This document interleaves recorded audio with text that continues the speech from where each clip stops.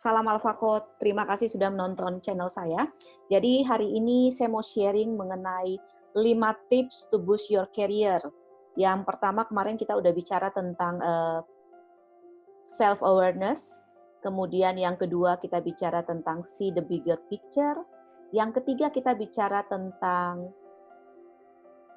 pick a goal. Yang keempat hari ini kita bicara tentang volunteer for a project ya. Jadi bagaimana sih volunteer for a project ini malah bisa membantu boost our career? Maksudnya gimana ya? Jadi kita lihat di sini. Jadi volunteer di sini kita disebut sebagai semua sudah tahu pasti kegiatan sukarela ya. Tujuannya ada banyak ya, benefitnya ada banyak.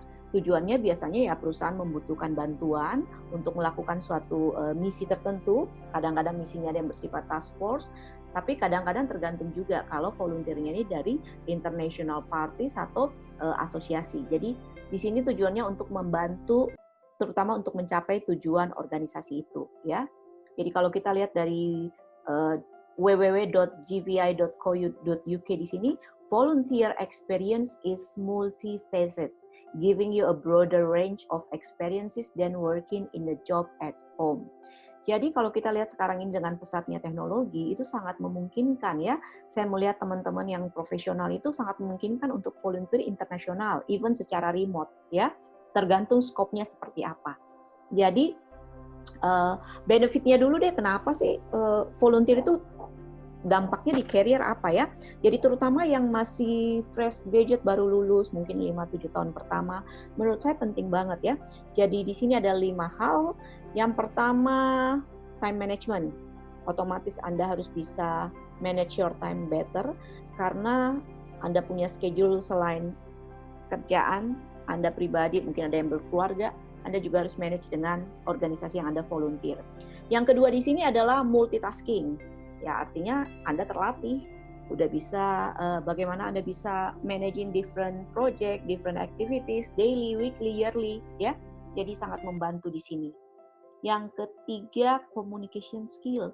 Karena di dalam volunteer itu Anda pasti bertemu orang-orang yang dari background yang berbeda. Kemudian mereka punya personality berbeda, punya level thinking juga berbeda. Sangat mungkin berbeda dengan yang Anda ketemu setiap hari di kantor, ya. Kemudian yang keempat, teamwork dan adaptability. Jadi ini berkaitan dengan komunikasi, ketemu orang berbeda, ketemu level yang berbeda, background yang berbeda, belum kalau internasional, gimana Anda bisa blending dengan baik ya. Dan ujung-ujungnya ke personal branding Anda. Jadi volunteer ini selain menambah soft skill Anda ya, resilient Anda, tentu sangat membantu sekali di portfolio Anda. Karena kalau kita bicara sekarang ini lagi bonus demografi, jadi cukup tinggi persaingan di luar sana ya. Jadi bagaimana membuat Anda unggul? Ya tentu Anda harus maju lebih cepat dalam arti kontribut lebih, memberikan effort lebih, dan sambil menganalisa.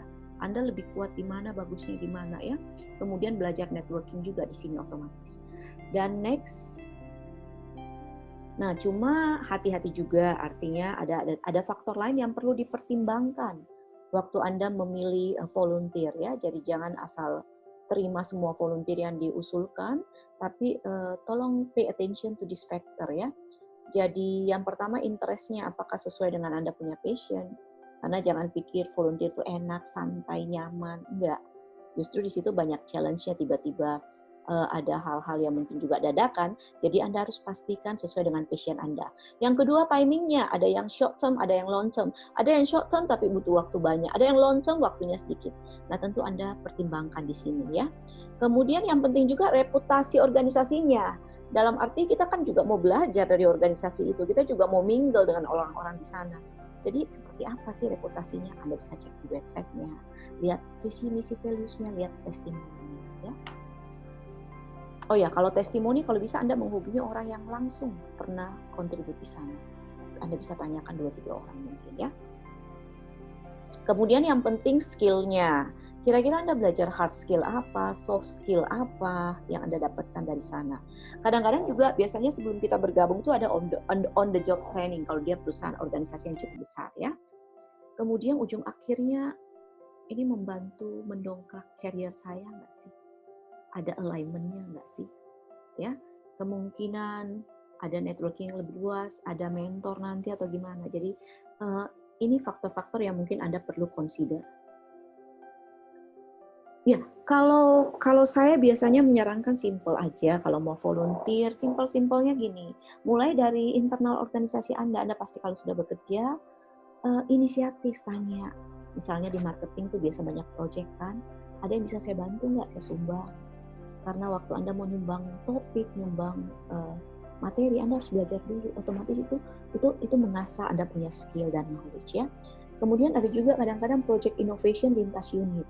Karena tiap perusahaan yang berkembang itu pasti ada inovasi yang dia melakukan biasanya tiap tahun, tiap 2 tahun. Nah, Anda terlibat di sana. Ya pasti takes your time longer ya, karena kadang-kadang pulang kerja baru meeting. Ya that's fine, karena itu Anda tabungan untuk portfolio Anda. Yang ketiga yang paling sering itu company kan juga punya CSR. Jadi terlibatlah di sana. Anda bantu mungkin setahun 2 kali, setahun 3 kali, sesuaikan dengan passion Anda ya. Dan tentunya semuanya ini butuh effort yang extra mile. Anda harus lakukan di luar jam kerja, kadang-kadang Sabtu Minggu Anda memikirkan, tapi percaya deh, pasti benefitnya itu lebih besar daripada apa yang Anda berikan ya. Terutama dalam long term ya. Jadi kalau eksternal di sini saya ada contohnya, Bapak Ibu atau rekan-rekan bisa search aja ya. Di Jakarta sendiri ada 10 organization nih. Ada Rainbow Reading untuk taman bacaan, ada Yayasan Wisma Cheshire, ini maaf saya 2 kali, ada Kampung Kids ya, ada juga Indonesia Heritage Society, ini untuk traveler biasanya ya, dan saya yakin banyak banget asosiasi yang lain-lain yang Bapak Ibu bisa contribute ini, karena saya belum sempat searching semuanya ya. Kemudian kalau luar negeri juga ada, tentu ini terbatas, saya cuma lihat UNDP, Bapak Ibu juga bisa lihat organisasi luar, tinggal search, tanya-tanya di komunitas mungkin ya. Ya, referensinya seperti ini. Jadi semoga tips ini membantu. Terima kasih, jangan lupa subscribe di channel saya. Salam Alpha Code.